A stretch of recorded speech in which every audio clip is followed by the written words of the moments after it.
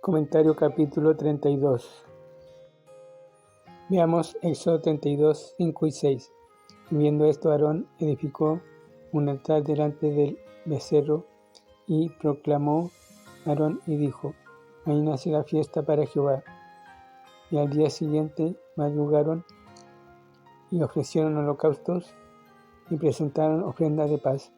Y se sentó el pueblo a comer y a beber, y se levantó a regocijarse.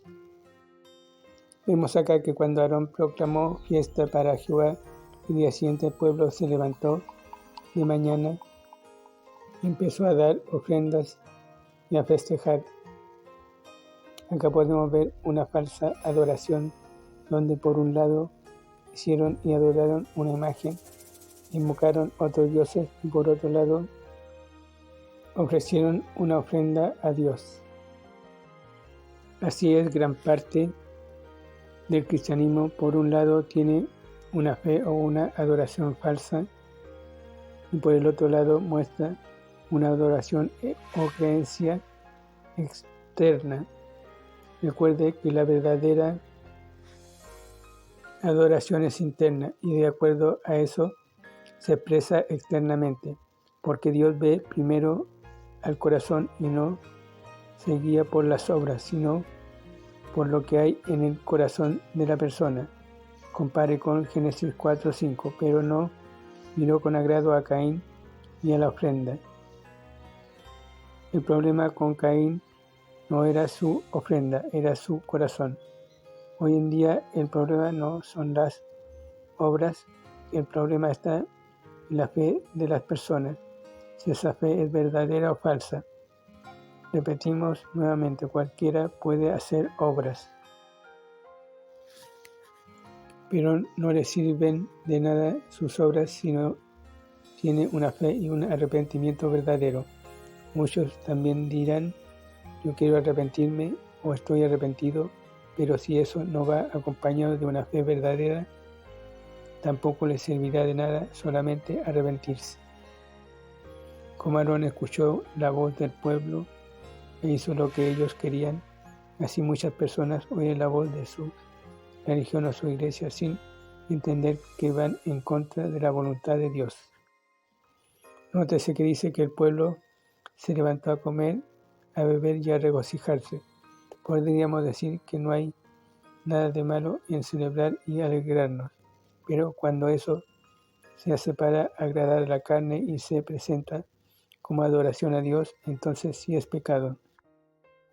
Antiguamente así adoraban los pueblos a sus dioses con celebraciones, orgías y prácticas pecaminosas para agradar a la carne.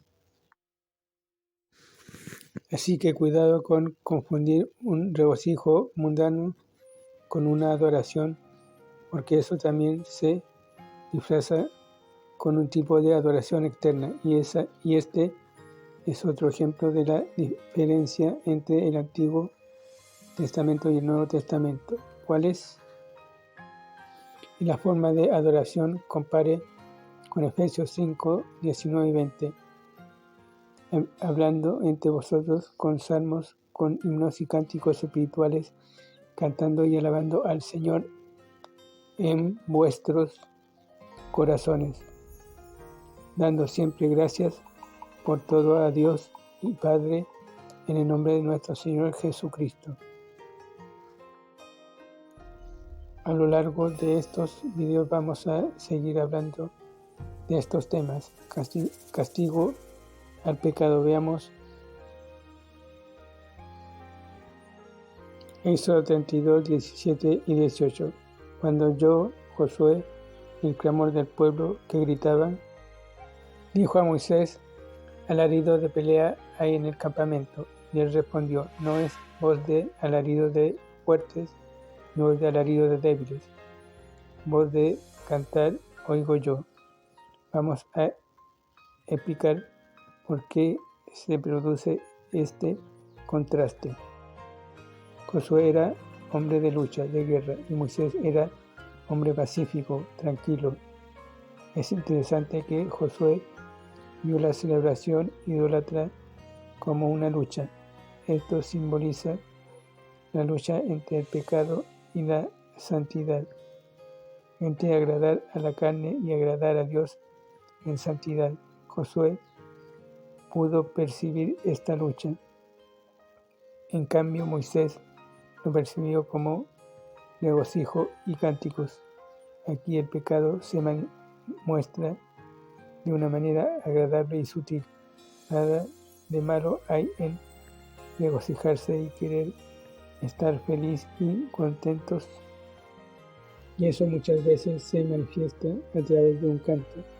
¿Cuál es el problema entonces? El problema es si lo hacemos para agradar a Dios o para agradar a la carne.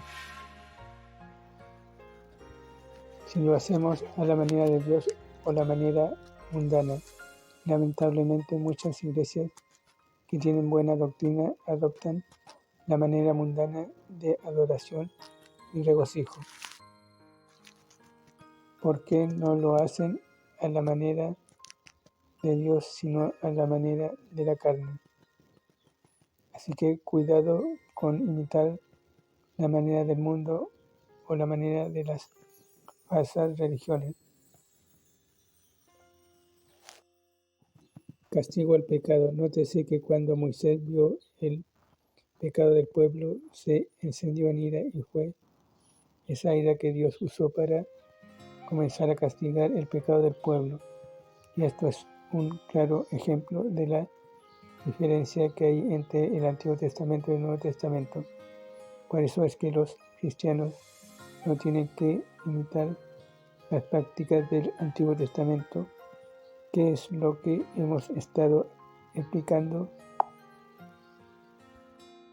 Compare con Romanos 11:22. Mira pues la bondad y la severidad de Dios.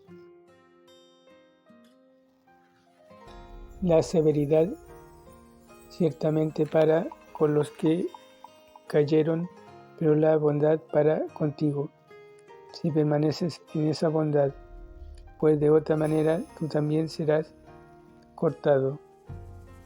Acá podemos ver el contraste que hay en la santidad de Dios. Por una parte, la santidad se demuestra con su carácter severo. Es esto carácter el que vemos mayoritariamente en el Antiguo Testamento. Por otra parte está el carácter bondadoso de la santidad de Dios, que actúa por el amor. Es este carácter bondadoso, misericordioso y amoroso de Dios es el que se refleja en el Nuevo Testamento. Vemos advertencia y el ofrecimiento de perdón y salvación de Dios a través de Jesucristo.